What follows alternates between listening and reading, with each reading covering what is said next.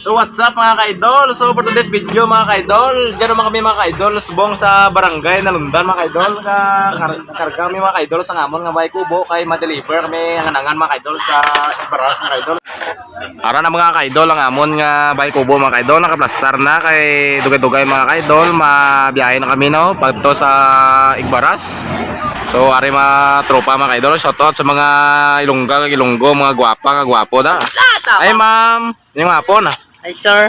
Welcome naman sa kaya Kitibano Vlog. Ari kami mga ka-idol ang nag-ubraw sa pamangkuto natin mga ka-idol na kung anong iya mambal sa iya nga work. Sir, ano mambal mo sir sa imo nga ubra sir? Do sa lais kay mo ya sir nga sagay sa saot sir? Makapoy man no brahon pero mahimo man Japon ah. Damo naman nagkorta karon ni sir na makasubsuyo para sa di karon sang ginabalas. Makatumara man ta karon sa Red Horse. Ginabalas sa gani mga ka-idol. Ginabalas na ka. Amon nga driver nga gwapo mga ka-idol. Shoutout din mo idol. Amon na ang amon nga driver kag si Kintoy. Ang oversize nga 6x6 na double row mari de. Manag-ubra man sa gali mga ka-idol no. Amon ang idol nato nga manag-ubra sang bike kubo ni Duming Gintibano.